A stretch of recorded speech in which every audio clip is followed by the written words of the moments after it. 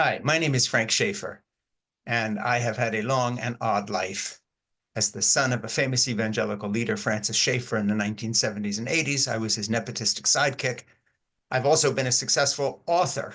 I've also directed 4 feature films in Hollywood and a bunch of evangelical documentaries that helped turn the religious right into the new right and eventually the MAGA movement, all of which I've repented of and changed sides in the culture wars. But part of my weird journey is that I know Mike White, who has been making this incredibly insightful and wonderful series called White Lotus. In fact, I knew Mike as a kid. I think he was born in 1972 or so, because his father, Mel White, who's famous for a lot of things, including for coming out as gay and leaving his wife and children. When I say leaving, I don't mean abandoning by any means, but telling them who he was with their support and then going on and getting married to a man. I guess I first met Mike White when he was running around the Gospel Films office in Muskegon, Michigan, back in the days when I was my father's sidekick, producing and directing 2 film series, one called Whatever Happened to the Human Race with Dr. C. Everett Koop, who then became Ronald Reagan Surgeon General, and then a series before that called How Should We Then Live, about art and culture from an evangelical point of view, both kind of propaganda movies that I cut my teeth on as a director-producer. And Mike was younger than me. I was born in 1952. I'm 72 now, 73 soon. Mike's in his 50s, but he was a very talented kid. And Billy Zioli, who was the president of Gospel Films, was very encouraging to Mike as a young man, helping him start his path towards becoming a fantastic director and writer. And he was helpful to me too, in the sort of nepotistic evangelical way of allowing me to direct and produce movies. I'd been making Super 8 movies at home and editing them on a little bench. And I'm a painter too. You can see some of my work behind me, and I've become a writer since then with novels like Portofino and Saving Grandma and my memoir, Crazy for God. But something weird happened a few days ago, and that was that Saturday Night Live made fun of Aimee Wood, who is a British actress who was in the movie. And, when I saw Mike cast her, I was so refreshed by the fact that she had a real human face. Let me explain. Most Hollywood actors these days have this weird rack of white, absolute, perfect, straight teeth. Of course, it's not their teeth. They've had their teeth filed down and, what's called turkey teeth, because they file them down underneath.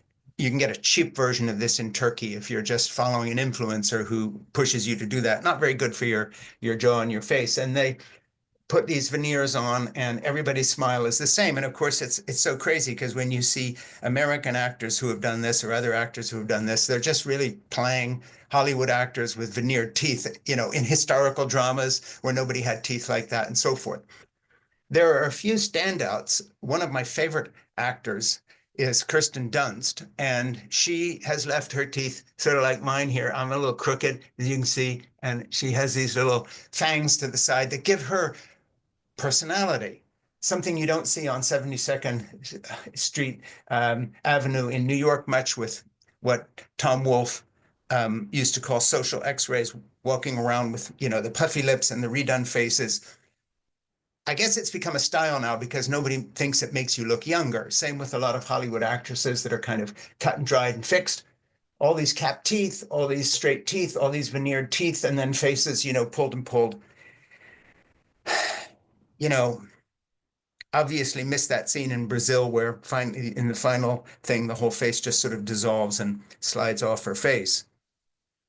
But Saturday Night Live decided that this was funny, that Aimee Wood, because she has a real human face, is an object of mockery. And they did a little skit about her. And, the tabloid press says she was upset. I don't know if that's true. They always make something of nothing, anything that'll get clicks. But the point I want to make is a larger one, and that is that Saturday Night Live has an interesting history.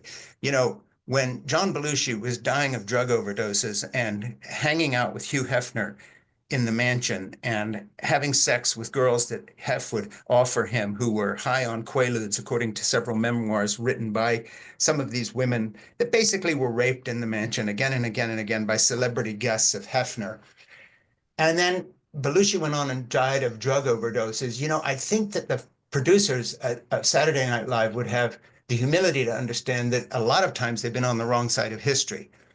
You know, the drug culture that Belushi was part of, that I come out of in the 1960s myself, not that I was part of the drug culture, I was part of a fundamentalist weird commune, but the 60s were a big time of change. Turned out to not be so funny. You know, one time I met Timothy Leary, who was sort of the drug guru of the time. He had been a Harvard professor. He was let go when he endorsed LSD. The taking of acid at that time came to my parents' ministry of L'Abri Fellowship in the Swiss Alps. I actually sat there with Dad, and I only met him once, but Dad and he talked for 3 days because Dad was kind of an intellectual guru. Time magazine called him missionary to the intellectuals, even though he was a fundamentalist Christian. But I want to get back to Mike White for a minute. You know, I just finished watching the 3rd series of White Lotus, and these series have built one on another. Now, Mike is somebody rare because, you know, the word genius is thrown around a lot, but when you combine the fact that he writes and directs all these episodes, and that they have built to this crescendo of a kind of a humanistic religious answer posed in the final episode, spoiler alert, of the series, playing a Christian hymn, detailed analysis in a way of what Buddhism teaches in contrast to what our Western values are. And then he casts somebody with a real human face to play the signature role in the drama of maybe the only fully human there in that drama, striving for something good with love and forgiveness, repentance, reaching out to a very broken person who can't be fixed. And in the end, spoiler alert, she dies. And with her, a kind of a martyrdom of goodness. And these are not coincidental things. Mike comes from a Christian believing family. His dad, Mel, never renounced the faith, even though the faith renounced him in bitterness when he got married as a gay man, and he was mocked and pilloried in much the same way that Saturday Night Live thought they should mock Aimee Lou Wood and pillory her because she has a real human mouth that has some personality, same way Kirsten Dunst does, same way that a lot of actresses who are the great actresses and the great actors, you know, Gene Hackman and others who played these character roles, didn't keep fixing their face and fixing their teeth as life went on because they were actually comfortable in their own bodies. Most Hollywood actors and actresses today are absolute carbon copy, cookie cutter, fixed mouth, fixed face people. And I'm not judging anybody for doing that because the pressure from our influencers and the bullshit media is so great for all of us to conform. But here, Mike White is not that person. And he casts someone that basically declares, I believe in real human values. He casts someone in the Thai actors in that series that says, it's not all about straight white teeth and perfect bodies. In fact, here is the ultimate irony. When Saturday Night Live makes fun of Aimee Lou Wood, what they are really doing is confirming the culture that Mike White has satirized now in the 3 White Lotus series of rich, spoiled brats, given every opportunity, cookie cutter faces, straight white teeth, the money in the bank that come out of this culture of conformity and influencers that literally is producing people who are now just robotic carbon copies of each other. And Mike is not. Mike is a true filmmaker. He's a genius. He's a wonderful writer. By the way, I haven't been in touch with Mike since he was a teenager. I remember being in Mel White, his dad's pool. Mel was editing the film series I produced and directed half of, How Should We Then Live? And then I directed the whole of Whatever Happened to the Human Race with Sierra Coupe. And Mel was a seasoned, experienced filmmaker and also a ghostwriter for people like the Reverend Billy Graham and Jerry Falwell, all of who parted company with him when, heaven forbid, he came out, as it were, with his own crooked teeth because he decided to be honest about being gay before it was fashionable to do that, before anybody was getting married.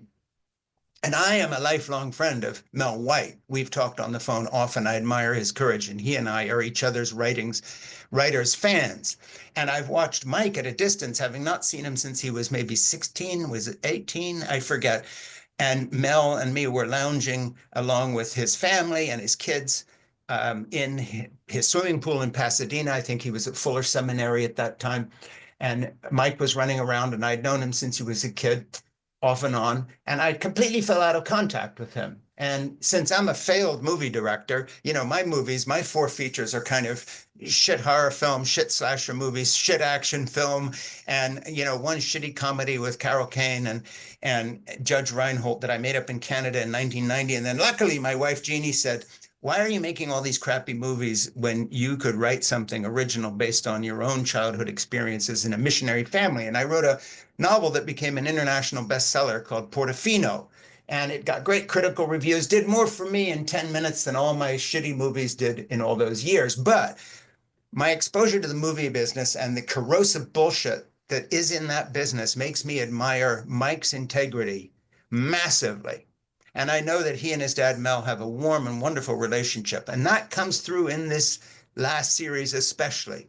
There are human values there that the kind of people who write mockery of Aimee Lou Wood would never understand.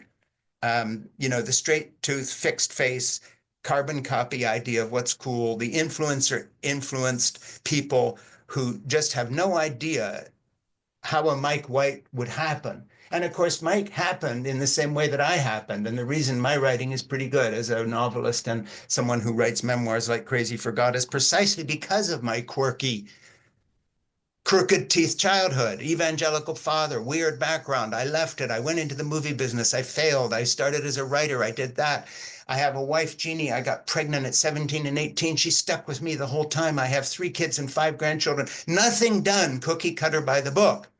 And so when Aimee Lou walked on to that, my heart rejoiced because I said to myself, go, Mike, good for you. You've put a real human face in your series. And I knew right away a lot was going to revolve around her.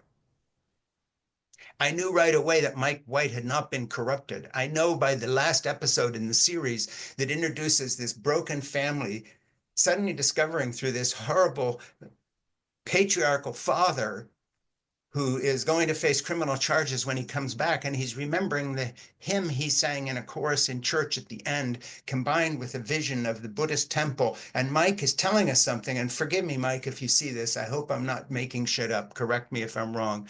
But you're saying, actually, there are actual spiritual values out there, real values that don't start with the shape of somebody's teeth, that don't start with whether they're using certain cosmetics or their lips are puffy and they've had injections to make them look a certain way. That belongs to the people Mike is actually criticizing for having lost the basic human values that make life worth living.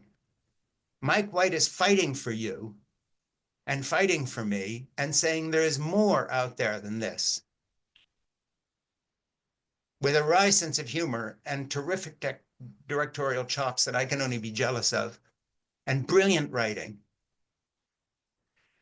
Mike is defending all of us with the crooked teeth, see? And defending me with my polio leg that looks like a toothpick and a claw. You could make a comedy sketch about how I walk and how I limp and how my little dog Zip climbs into bed with me at night and warms my cold leg. That could be funny too. But what Saturday Night Live has never made a skit of is their producers and executives sitting around doing nothing about John Belushi's drug addiction and watching him die and kill himself from being so cool that he couldn't survive his own celebrity. And that's not funny either, but I noticed there's no skits on Saturday Night Live about that. But you know, our culture has gone seriously wrong because the very spiritual values I was raised with and ran away from, but those values of Buddhism and Christianity that says there's more there, well, how's it working out for you all who have destroyed those values by not just mocking them, but walking away from them, but have found nothing to replace them with? I'm not an evangelical. I describe myself as an atheist, but I'm an atheist who I would describe as the loyal opposition to faith, because I realize without that, with kids who don't know anything about the Bible, kids who don't know anything about spirituality, kids who know nothing about the idea that the whole human race has only survived to this point because of the hunter-gatherer tradition of the survival of the friendliest, caring for each other, the very thing absent in the figures in White Lotus that Mike is showing us. But what he's really showing us is a destroyed culture. You know, you can only deconstruct a culture once. And then you're left with smart-ass influencers with perfect straight white teeth and not much more. Thank you, Mike, for a great series.